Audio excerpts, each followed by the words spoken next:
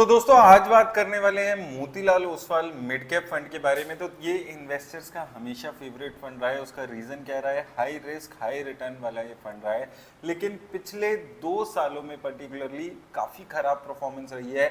अगर हम ओवरऑल देखें 2025-2026 का वर्स्ट परफॉर्मिंग फंड ये रहा है। अभी जुलाई का पोर्टफोलियो इसने रिलीज कर दिया है, तो एक बार हम देख लेते हैं जुलाई में इसने क्या क्या एडिशन किया है, क्या डिलीशन किया, अभी क्या फंड अपनी इन्वेस्टमेंट स्ट्रेटेजी अपना रहा है, और एंड में सारी रिटर्न्स वगैरह देख के कंक्लूड करेंगे कि अभी कैसी ओवरऑल इसकी परफॉर्मेंस में इंप्रूवमेंट देखने को मिल रही है।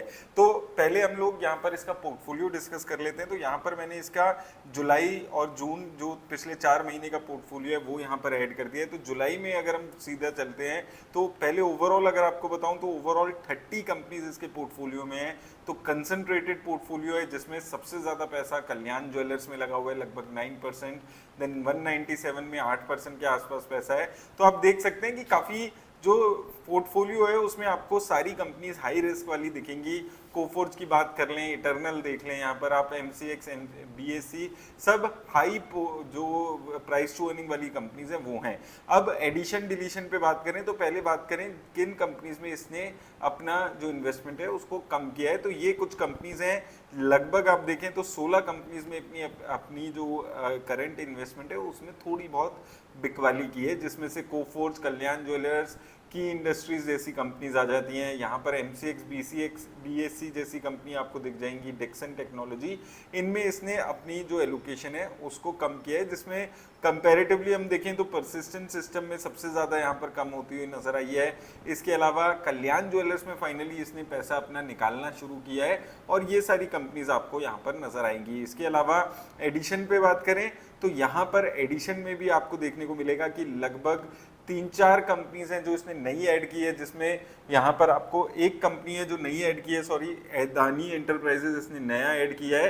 तो अदानी में इसने पैसा अपना इन्वेस्ट किया है। इसके अलावा अगर आप देखेंगे तो यहाँ पर 4 कंपनीज ऐसी हैं जिसमें काफ़ी अच्छा खासा एलोकेशन बढ़ा है। तो स्टेरलाइट टेक्नोलॉजीज में एक अच्छा एलोकेशन इसने इंक्रीज किया है। सिमिलरली यहाँ पर सुजलॉन एनर्जी में लगातार यहाँ पर एडिशन कर रहा है। अप्रैल में नहीं था इसके पोर्टफोलियो में, देन मई में ऐड किया, देन जून में ऐड किया, और अब जुलाई में भी इसने सुजलॉन एनर्जी में अपनी इन्वेस्टमेंट को इंक्रीज किया है। प्रीमियर एनर्जीज में थोड़ी थोड़ी इन्वेस्टमेंट यहाँ पर आप लगातार देखेंगे अप्रैल से लेकर अभी तक इंक्रीज करते हुए ये नजर आया है। सिमिलरली यहाँ पर श्रीराम फाइनेंस में भी सिमिलर ट्रेंड दिखेगा। तो जितनी भी कंपनीज यहाँ पर आपको दिख रही हैं इनमें धीरे धीरे एलोकेशन इंक्रीज होते हुए नजर आ रहा है। स्टेरलाइट फिजिक्स वाला, इंटरग्लोब में भी अगर आप देखेंगे मई में इसके पोर्टफोलियो में नहीं था, जून में ऐड किया, जुलाई में अपना जो ओवरऑल यहाँ पर पोर्टफोलियो है उसमें इंक्रीमेंट किया।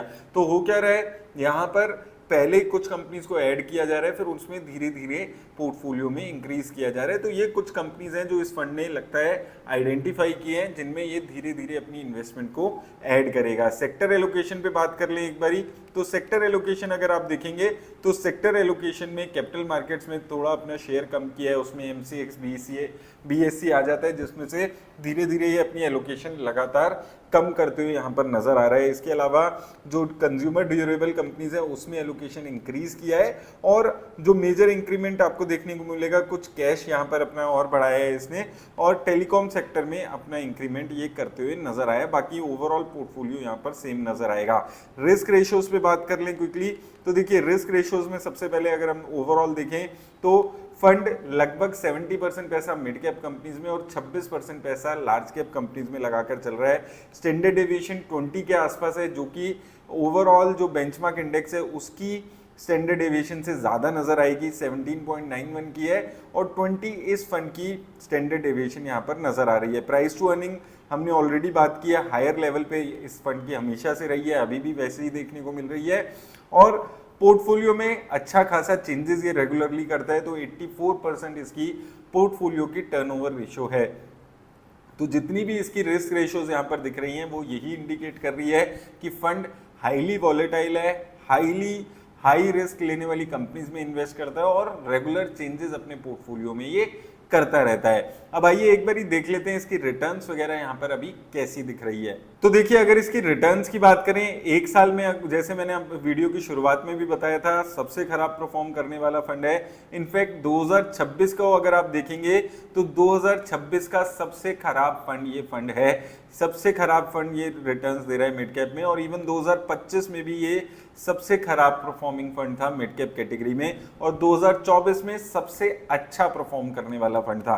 तो हाई रिस्क लेने वाले फंड्स का यही कमाल होता है कि ये हाईली वॉलेटाइल होते हैं। अब यहाँ पर अगर आप देखें, लगभग अगर हम एक साल में देखते हैं तो ये वर्स्ट परफॉर्मिंग फंड है, लेकिन अभी पिछले 1 महीने और 3 महीने में इस फंड ने थोड़ा सा कमबैक किया है कि एक अपनी जो रिटर्न्स है वो अच्छी परफॉर्म कर रहा है। ये पिछले 3 महीने में 9% की रिटर्न है, 1 महीने में 8% के आसपास की रिटर्न है, और लगभग बेस्ट परफॉर्मिंग फंड ये 1 महीने और 3 महीने में इस वक्त बना हुआ है। तो शॉर्ट टर्म में अच्छी रिटर्न है, लेकिन ये याद रखिएगा आप कि 5 साल में भी इस फंड ये बेस्ट परफॉर्मिंग फंड है, और 7 साल में भी ये बेस्ट परफॉर्मिंग फंड्स में से एक है। तो अब यहाँ पर अगर हम रोलिंग रिटर्न्स की बात करें तो रोलिंग रिटर्न्स में आपको एक चीज देखने को मिलेगी कि ये फंड 2021 से 24 में देख रहे हैं तो एक जबरदस्त रिटर्न्स दे रहा था, अपने बेंचमार्क इंडेक्स को लगभग 15% से बीट कर रहा था, अपने बेंचमार्क इंडेक्स से 15% ज्यादा रिटर्न्स ये फंड जनरेट करके दे रहा था, और लगातार कंटिन्यूसली एक अच्छी रिटर्न्स थी। लेकिन यहाँ पर 2023-24 ये जो 3 साल दिख रहे हैं पिछले, इसमें इस फंड की रिटर्न्स खराब हुई, ये फंड नीचे जाने लगा, और उसके बाद लगातार नीचे ये फंड की जो परफॉर्मेंस है वो यहाँ पर आपको जाती हुई नजर आएगी। लेकिन अभी कुछ टाइम में ये फंड सिंस पिछले 3 महीने में बेस्ट परफॉर्म कर रहा है, इस फंड की परफॉर्मेंस फिर से अच्छी हुई है, और अब ये फिर से 3 साल की परफॉर्मेंस में अपने बेंचमार्क इंडेक्स को आसानी से बीट करते हुए नजर आ रहा है। तो काफी वॉलेटाइल फंड है, ये चीज समझ आ रही है, हाई रिस्क लेने वाला फंड है। तो मैं हर बार आपको यही बोल रहा हूं कि अगर आप ज्यादा रिस्क लेने वाले इन्वेस्टर्स हैं तो ही आप इस फंड की तरफ देखिएगा। हाई रिस्क लेने वाले इन्वेस्टर्स के लिए ये फंड है। कमजोर दिल के इन्वेस्टर्स इस फंड से हमेशा के लिए दूर रहने के बारे में ही सोचिएगा, क्योंकि आप देख सकते हैं 3 महीने में बहुत अच्छी परफॉर्मेंस है, 1 साल में बहुत खराब परफॉर्मेंस है, 2026 और 25 का वर्स्ट परफॉर्मिंग फंड है और 2024 का बेस्ट फंड है। और अब ये फंड अपनी थोड़ी सी जो कंपनीज हैं उसमें भी चेंजेस कर रहा है, कुछ नई कंपनीज इसने आइडेंटिफाई किया है जिनमें ये लगातार इन्वेस्टमेंट कर रहा है, और यही थोड़ा सा अभी ये फंड यहाँ पर इन्वेस्ट करते हुए नजर आ रहा है। तो उम्मीद है आपको हेल्प मिलेगी इस वीडियो से। मेरी तरफ से बस इतना ही, धन्यवाद।